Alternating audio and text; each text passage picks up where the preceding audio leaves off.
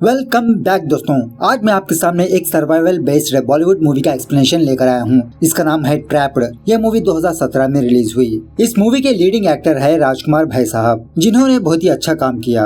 अब मूवी के बारे में बात करें तो मूवी देखने के लायक है, बहुत ही थ्रिलिंग लगी मुझे। इस मूवी के लिए राजकुमार भाई साहब 20 दिनों तक कैरेट ही खाते रहे और उसी तरह कॉफी भी। और मूवी के एक सीन में वो सीन रियलिस्टिक लगने के लिए राजकुमार ने अपने रियल ब्लड को बाहर निकाला। खैर कहानी ये है कि हमारा हीरो हमारी हीरोइन के लिए एक बड़े से अपार्टमेंट में जाके फंस जाता है। हमारे हीरो उस अपार्टमेंट में क्यों गया, कैसे गया, वो हीरोइन कौन है, आखिरकार फाइनली हमारा हीरो उस अपार्टमेंट से बाहर आ पाया या नहीं, आया तो कैसे आया, इसी पर बेस्ड है ये मूवी। तो चलिए बिना टाइम वेस्ट के लेट्स स्टार्ट। और उससे पहले लुटा दो प्यार, फॉलो इंस्टाग्राम और इसी तरह मेरे ज्ञान चैनल को भी सब्सक्राइब कर लेना, वहाँ पर भी मैं थोड़ा आजकल एक्टिव में रहता हूँ। मूवी की शुरुआत में ही एक बंदे का इंट्रोडक्शन होता है। इसका नाम है शौर्य, जो किसी कंपनी में काम करता रहता है। शौर्य अपनी ही कंपनी की एक लड़की जिसका नाम होता है नूरी, उस लड़की से चुप चुप के प्यार करते रहता है। एक दिन शौर्य किसी भी तरह करके नूरी का फोन नंबर हासिल करके उसे कॉल करता है और बेचारा शौर्य थोड़ा शर्मीला किस्म का बंदा होता है। फोन करने के बाद शौर्य नूरी से उसे फ्रेंडशिप करने के लिए कहता है, डिनर पर बुलाता है। शौर्य की ये क्यूटनेस देखकर नूरी इसके ऑफर को एक्सेप्ट कर लेती है। एक दिन ये दोनों डिनर के लिए किसी रेस्टोरेंट जाते हैं। यहाँ आने के बाद नूरी शौर्य को ये बताती है कि 2 महीने बाद इसकी शादी है और वो भी अरेंज मैरिज। इसके बावजूद भी ये दोनों एक दूसरे के साथ घूमने फिरने लगते हैं। धीरे धीरे ये दोनों एक दूसरे के करीब आते हैं, एक दूसरे से प्यार भी करने लगते हैं। एक दिन शौर्य नूरी को अपनी रूम लाता है और उस वक्त शौर्य के रूममेट सो रहे होते हैं। एक्चुअली शौर्य कुछ लड़कों के साथ अपने रूम को शेयर कर रहा होता है। उसके बाद ये दोनों चोरी चुपके शौर्य के रूम में जाते हैं, चुम्मा चाटी करने लगते हैं और कांड करने के लिए भी रेडी हो जाते हैं। कांड के दौरान शौर्य नूरी को बहुत प्यार करने लगता है। शौर्य का ये प्यार देखकर नूरी कांड करने से रुक जाती है और शौर्य से कहने लगती है कि हमारे दोनों के बीच ये वर्कआउट नहीं होगा। 2 दिनों बाद मेरी शादी है, मैं अपने घर जा रही हूँ, प्लीज मेरे से ज्यादा एक्सपेक्टेशन मत रखना। शौर्य नूरी को समझाने लगता है, अरे यार तुम शादी तोड़ दो ना, हम दोनों शादी कर लेंगे, हम दोनों एक नया घर ले लेंगे, अब हम दोनों के पास जॉब है ही है। इस तरह से शौर्य नूरी को बहुत समझाने की कोशिश करता है। नूरी शौर्य से कहने लगती है, खैर जो भी हो तुम 2 दिन में फटाफट से कुछ न कुछ देख लेना, शादी करके तो हम इस घर में तो नहीं रह सकते ना। ऐसा कहकर नूरी वहाँ से चली जाती है। उसके बाद शौर्य हर एक ब्रोकर के पास जाकर नए घर की तलाश करने लगता है और शौर्य को चीप रेट में अच्छा घर चाहिए। तभी किसी जगह पर एक ब्रोकर शौर्य को देख लेता है और वो ब्रोकर समझ जाता है कि शौर्य को एक घर की जरूरत है। जब शौर्य को कहीं पर भी घर नहीं मिलता, बेचारा मायूस होता है। तब वो ब्रोकर शौर्य के पास आकर उससे कहने लगता है, सर आपको घर चाहिए ना, मैं आपको अच्छा वाला घर दिखाता हूँ। ऐसा कहते हुए वो ब्रोकर शौर्य को एक अपार्टमेंट लाता है और एक्चुअली इस अपार्टमेंट का कोर्ट में कुछ केस चल रहा है, जिसकी वजह से ये थोड़ा अंडर कंस्ट्रक्शन है। उसी अपार्टमेंट के बाहर एक बहरा वॉचमैन बैठा रहता है हमेशा, और वो भी 2 साल से। उसके बाद वो ब्रोकर शौर्य को लिफ्ट में ले जाते हुए इस अपार्टमेंट के बारे में बताने लगता है, वही जो मैंने थोड़ी देर पहले आपसे कहा था। खैर उसके बाद वो ब्रोकर शौर्य को किसी के फ्लैट लाता है और एक्चुअली ये फ्लैट किसी दूसरे बंदे का है। वो ब्रोकर शौर्य को 3 महीने तक यूज करने के लिए कहता है। वो ब्रोकर इस फ्लैट के दरवाजे को बहुत ही मुश्किल से ओपन करता है। उस फ्लैट में बहुत सारी चीजें ऐसी की वैसी होती है, जैसे टीवी, फ्रिज, किचन का कुछ सामान, ये सब दूसरे बंदे का है जो छोड़ के गया है। अब चूंकि हमारे शौर्य भाई साहब को किसी भी तरह करके कम रेट में ये घर चाहिए, तो शौर्य उस ब्रोकर को एडवांस देके उस फ्लैट की चाबी ले लेता है। रात होने के बाद शौर्य अपने पुराने घर जाकर अपने रूममेट से कहने लगता है कि मैं वापस अपने घर जा रहा हूँ, मुझे आने में बहुत सारे दिन लग जाएंगे। ऐसा कहते हुए शौर्य अपना सारा सामान पैक करके उस नए फ्लैट जाता है। यहाँ आने के बाद शौर्य अपना बिस्तर वगैरह बिछाकर अपने फोन को चार्जिंग पे रख के सो जाता है। लेकिन उस स्विच बोर्ड में कुछ प्रॉब्लम होती है, जिसकी वजह से इसका फोन चार्ज नहीं होता। खैर सुबह होने के बाद जब शौर्य अपने फोन को देखता है तो वो फोन स्विच ऑफ में ही रहता है। अपने फोन के चार्जर को निकालकर दूसरी जगह पर लगाता है, तब जाके इसका फोन चार्ज होने लगता है। उसके बाद शौर्य फ्रेश अप होने के लिए बाथरूम में जाता है, लेकिन बाथरूम में पानी नहीं आ रहा होता। इसके पास ऑलरेडी एक पानी की बोतल होती है, उसमें थोड़ा सा पानी होता है। उस पानी की मदद से शौर्य ब्रश वगैरह करता है और फौरन वो अपने कपड़े बदलकर ऑफिस जाने लगता है, अपने फ्लैट से बाहर आता है। लेकिन तभी नूरी शौर्य को फोन करती रहती है। ऑफकोर्स शौर्य अपना फोन चार्जिंग पे रखा होता है। नूरी को आंसर देने के लिए शौर्य वापस अपने फ्लैट जाता है और एक्चुअली नूरी आज वापस अपने घर जा रही है। शौर्य को मिलने के लिए बुलाती है, क्योंकि नूरी को डिसाइड करना होता है कि ये घर जाएगी या नहीं। ये सब कुछ शौर्य के ऊपर डिपेंड होता है। खैर इस तरह से जब शौर्य नूरी से फोन में बात कर रहा होता है, हवा के जरिए से शौर्य का फ्लैट का दरवाजा बंद हो जाता है। शौर्य उस दरवाजे को ओपन करने की कोशिश करता है, लेकिन उस दरवाजे का हैंडल ग्रिल उखड़ के इसके हाथ में आ जाता है। और यहाँ पर मैं आपको ये बात बता दूं कि इस दरवाजे को बाहर से ही ओपन कर सकते हैं, और वो भी बहुत ही मुश्किल से। अब ये दरवाजा अंदर से क्या खाक ओपन होगा, इसकी जात का अंडा मारूं। खैर उसके बाद शौर्य दोबारा नूरी को कॉल करता है, लेकिन उसका फोन नॉट रीचेबल होता है। उसके बाद शौर्य एक चाबी वाले को कॉल करता है और अपना एड्रेस बताता है, लेकिन बातों ही बातों में शौर्य की फोन की बैटरी लो हो जाती है, उसका फोन स्विच ऑफ हो जाता है। शौर्य फौरन अपने फोन को ले जाकर चार्जिंग पे रखता है, और पता नहीं क्या छोल मस्ती है इसके मन में, ये बंदा एसी ऑन करता है। एसी ऑन करते ही उस अपार्टमेंट की सारी लाइट ऑफ हो जाती है। लो बीएसडी के गई भैंस पानी में। पावर जाने की वजह से इसका फोन भी चार्ज नहीं होता। उसके बाद शौर्य दोबारा उस दरवाजे के साथ कुश्ती लड़ने की कोशिश करता है। इसी कोशिश के दौरान बेचारे के हाथ में चोट आ जाती है, बहुत खून बहने लगता है। शौर्य अपने बालकनी में जाकर वॉचमैन वॉचमैन कहकर चिल्लाने लगता है। अब शौर्य पहले से ही बुर्ज खलीफा पर है, और हमारा वॉचमैन बहुत ऊंचा सुनने वाला।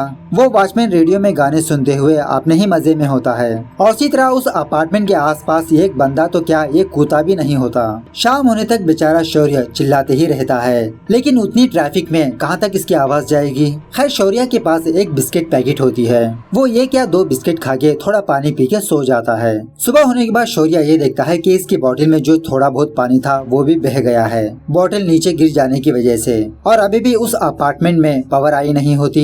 शौर्य अपने हाथ में एक बर्तन लेकर अपने बालकनी में जाकर उस ग्रिल को मारते रहता है, आवाज क्रिएट करते रहता है ताकि कोई इसकी आवाज सुने। उसके बाद शौर्य उस दरवाजे को तोड़ने की कोशिश करता है, लेकिन वो दरवाजा टूटता ही नहीं। तभी शौर्य के दिमाग में एक आइडिया आता है। वो सोच लेता है कि टीवी को वो ऊपर से नीचे गिराएगा ताकि वॉचमैन इसे देखे वो ऊपर आए। जब शौर्य किसी भी तरह करके उस टीवी को नीचे फेंकता है, फिर भी वो वॉचमैन उस आवाज को नहीं सुनता। लो खामखा 20,000 की टीवी बर्बाद। उसके बाद शौर्य को एक और आइडिया आता है। वो कुछ कार्डबोर्ड्स को लेकर उन कार्डबोर्ड्स के ऊपर टूथपेस्ट से हेल्प कहकर लिखता है। लिखने के बाद उस कार्डबोर्ड को अपने फ्लैट से नीचे फेंकता है ताकि कोई इसे देखे, लेकिन वो कार्डबोर्ड एक घर के छत के ऊपर जाके गिरता है जहाँ पर कोई भी चढ़ नहीं सकता। खैर दूसरी बार एक और कार्डबोर्ड फेंकता है। इस बार वो कार्डबोर्ड एक बड़े वाली बिल्डिंग के ऊपर जाके गिरती है, उस बिल्डिंग के ऊपर भी कोई आता नहीं। और तीसरी बार टूथपेस्ट हो जाने की वजह से शौर्य अपने जख्म को और जख्मी कर देता है ताकि उस जख्म से खून निकले। शौर्य अपने खून की मदद से एक और कार्डबोर्ड में हेल्प कहकर लिखता है और उसे अपने फ्लैट से नीचे फेंकता है। इस बार वो कार्डबोर्ड एक घर की छत के ऊपर जाके गिरती है जहाँ पर कपड़े सूख रहे होते हैं। तब जाके शौर्य को थोड़ी सी होप मिलती है। बेचारा शौर्य शाम होने तक अपने बालकनी से वहीं पर देखता रहता है ताकि कोई आए, उस कार्डबोर्ड को देखे, इसकी मदद करे। बहुत देर बाद उस घर की लड़की जिसका नाम होता है स्वाति, वो अपने कपड़े लेने के लिए अपने छत पर आती है। स्वाति को देखकर शौर्य स्वाति को बुलाने लगता है, यहाँ पर अपना हाथ हिलाने लगता है, लेकिन किसका ध्यान उतनी ऊपर जाएगा। स्वाति अपने कपड़े लेकर वापस अपने घर में चली जाती है बिना उस कार्डबोर्ड को देखे हुए। खैर उसके बाद जब शौर्य किचन में जाता है तो वहाँ पर इसको एक चूहा नजर आता है और शौर्य को चूहे से बहुत डर लगता है। चूहे को देखकर जब वो पीछे पलट कर जाने ही वाला होता है, डर के मारे इसका सर एक दीवार से टकरा जाता है जिसकी वजह से शौर्य बेहोश हो जाता है। सुबह होने के बाद जब शौर्य अपनी आंखें खोलता है तो किचन में पानी आ रहा होता है। इस पानी को देखकर शौर्य बहुत खुश होता है, लेकिन वो अंदर जाने से डरने लगता है क्योंकि उस किचन में एक चूहा है। और यहाँ पर मैं आपको ये बात बता दूं कि ये चूहा शौर्य के सारे बिस्किट्स को खा चुका होता है। शौर्य सोचने लगता है कि जाऊं या ना जाऊं। इसी दरमियान में उस किचन का पानी भी खत्म हो जाता है, नल में पानी आना बंद हो जाता है। उसके बाद शौर्य एक कांच के टुकड़े को लेकर अपने उंगली में जख्म करता है और अपने खून की मदद से वो एक और कार्डबोर्ड में हेल्प कहकर लिखता है। उस कार्डबोर्ड को वो नीचे फेंकता है। इस बार लकीली वो कार्डबोर्ड ठीक वॉचमैन के पास आके गिरती है, लेकिन जैसा मैंने पहले कहा था कि ये वॉचमैन अपने ही मजे में होता है, दुनिया भाड़ में जाए इसको कोई फर्क ही नहीं पड़ता। उसके बाद शौर्य वहाँ की कुछ चीजों से दूरबीन बनाता है, दूरबीन नहीं क्या कहते हैं इसे, हाँ गुलेल बनाता है और कुछ छोटे छोटे पत्थरों को लेकर उस गुलेल की मदद से स्वाति के ऊपर फेंकने लगता है ताकि स्वाति शौर्य के कार्डबोर्ड को देखे, इसकी मदद करे। स्वाति को एहसास होता है कि कोई यहाँ पर पत्थर फिरका रहा है, लेकिन स्वाति का ध्यान शौर्य पर नहीं जाता। स्वाति अपने कपड़े लेकर वापस अपने घर के अंदर चली जाती है। शाम होने के बाद शौर्य अपने कुछ कपड़ों से बालकनी पर हेल्प कहकर लिखता है। खैर दूसरे दिन उस वॉचमैन को शौर्य का वो कार्डबोर्ड नजर आता है, लेकिन बेचारे शौर्य की किस्मत ही खराब होती है। अब क्या कर सकते हैं, उस वॉचमैन को पढ़ाई नहीं आती, इसीलिए कहते हैं 10वीं तक तो पढ़ाई कर लो। खैर इस तरफ जब स्वाति अपने कपड़े लेने के लिए छत पर आती है तो स्वाति को शौर्य का वो कार्डबोर्ड नजर आता है। अब स्वाति को पता होता है कि अपार्टमेंट कहाँ पर है। स्वाति उस वॉचमैन से जाकर पूछने लगती है कि यहाँ पर कोई रहता है। 2 या 3 बार सवाल करने के बाद वो वॉचमैन स्वाति से कहने लगता है यहाँ पर कोई भी नहीं रहता सिवाय मेरे। वॉचमैन की ये बातें सुनने के बाद स्वाति को कुछ गड़बड़ लगती है। स्वाति चोरी चुपके ऊपर जाने लगती है और ऑफकोर्स शौर्य देख चुका होता है कि स्वाति इसके अपार्टमेंट आ रही है, जिसकी वजह से शौर्य आवाजें क्रिएट करने लगता है। लेकिन पता नहीं स्वाति को क्या छोल मस्ती है, वो बीच रास्ते पर आके खड़ी रहती है और सोचने लगती है कि शायद इस अपार्टमेंट में कोई भी नहीं है और स्वाति उस कार्डबोर्ड को साइड में फेंककर वापस अपने घर चली जाती है। बेचारा शौर्य यही समझ रहा होता है कि स्वाति अब आएगी तब आएगी, अब आएगी तब आएगी, कहाँ आई, वो तो चली गई। रात होने के बाद शौर्य अपने बालकनी में लगे हुए कपड़ों को जलाता है जहाँ पर हेल्प लिखा होता है। थोड़ी देर बाद वो आग भी बुझ जाती है। उस आग को और बढ़ाने के लिए शौर्य बिस्तर तकिया वगैरह डाल देता है। देखते ही देखते वो आग बढ़ जाती है, उस घर को ही आग लग जाती है। उस घर में बहुत सारा धुआं फैलने लगता है। बेचारा शौर्य डर के मारे किसी भी तरह करके उस आग को बुझा देता है। जब सुबह होती है तो शौर्य देखता है कि इसका सारा बिस्तर जला हुआ है, सारा घर काला पड़ चुका है और बेचारे शौर्य की भी हालत बेहालत हो चुकी होती है। ऐसी हालत में शौर्य को कुछ अजीब से हैलुसिनेशंस होने लगते हैं। ये इमेजिनेशन करने लगता है कि नूरी इसके पास आएगी, ये दोनों एक अच्छे से रेस्टोरेंट जाएंगे, उस रेस्टोरेंट में बैठकर पाव भाजी खाएंगे। खैर अब शौर्य के पास तो पानी नहीं रहा तो शौर्य अपने सूसू को ही पीने लगता है। अपना सूसू पीने के बाद वो दोबारा वॉमिटिंग कर लेता है। बेचारा भूख के मारे कॉकरोचेस मकड़ों को भी खाता है। खैर दूसरे दिन मुंबई में बहुत जबरदस्त बारिश होती है। शौर्य एक टेक्निक यूज करके उस बारिश का पानी बहुत सारा जमा कर लेता है और इसी तरह वो उस बारिश में नहाता भी है।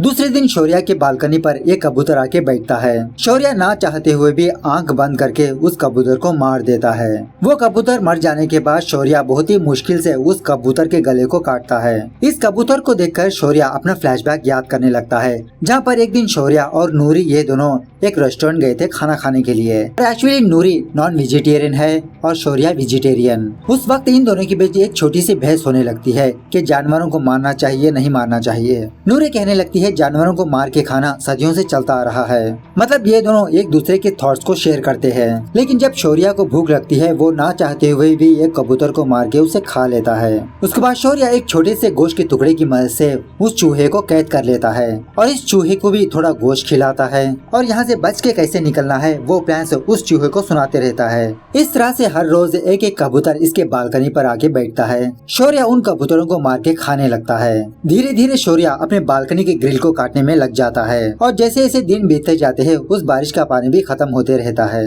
खैर फाइनली 5 या 6 दिनों बाद शौर्य उस ग्रिल को तोड़ देता है और बाहर से वो दूसरे फ्लैट में जाने की कोशिश करता है। फाइनली बहुत मुश्किल के बाद शौर्य अपने नीचे वाले फ्लैट पर आता है, लेकिन वहाँ पर एक कांच का दरवाजा होता है। शौर्य उस फ्लैट के अंदर जा नहीं पाता। बहुत ही हिम्मत और ताकत जुटाकर शौर्य उस कांच के ग्लास को फोड़ने की कोशिश करता है। यहाँ पर हम लोग इसकी स्ट्रगल को फील कर सकते हैं, मतलब बेचारा 10 या 15 दिन से खाया नहीं होता, कैसी होगी उसकी हालत। फाइनली वो कांच का दरवाजा टूट के नीचे गिर जाता है। वहाँ से शौर्य अपने फ्लैट जाता है। बस अपने फ्लैट के दरवाजे को हाथ लगाने की देरी वो दरवाजा ओपन हो जाता है। अब उस अपार्टमेंट में पावर तो है नहीं जो लिफ्ट काम करेगी। बेचारा शौर्य सीढ़ियों से नीचे जाने लगता है। बाहर आने के बाद शौर्य उस वॉचमैन को देखता है जो अभी भी अपने हाथ में रेडियो लेकर गाने सुन रहा होता है। खैर उसके बाद शौर्य हॉस्पिटल में एडमिट होता है। शौर्य की हालत को जानने के बाद नूरी शौर्य के पास आती है उसे देखने के लिए। शौर्य नूरी को देखते ही खुश हो जाता है, लेकिन बाद में पता चलता है कि नूरी की शादी हो चुकी है। अरे बेवड़ी, प्यार किया था तो 4 दिन रुक जाती ना। हाँ, लड़की का चक्कर है बाबू भैया। नूरी शौर्य के सामने 2 आंसू बहाकर वहाँ से चली जाती है। बेचारा शौर्य टूट के बिखर जाता है। कुछ दिनों बाद शौर्य दोबारा अपने ऑफिस ज्वाइन करता है। ऑफिस खत्म होने के बाद किसी रेस्टोरेंट पे जाके अपनी मनपसंद की पाव भाजी खाता है। उसके बाद शौर्य दोबारा उस अपार्टमेंट जाता है। वहाँ जाकर वो अपने पुराने दिन को याद करने लगता है कि यहाँ पर इसने एक लड़की के लिए 10 या 15 दिन बिताए। इस तरह से ये मूवी यहाँ पर दी एंड होती है। इसीलिए लड़कियाँ लड़कों पर रहम करो। तो मूवी कैसे लगी कमेंट करके बताना जरूर। मिलते हैं अगली वीडियो में, तब तक take care, bye bye, see you soon.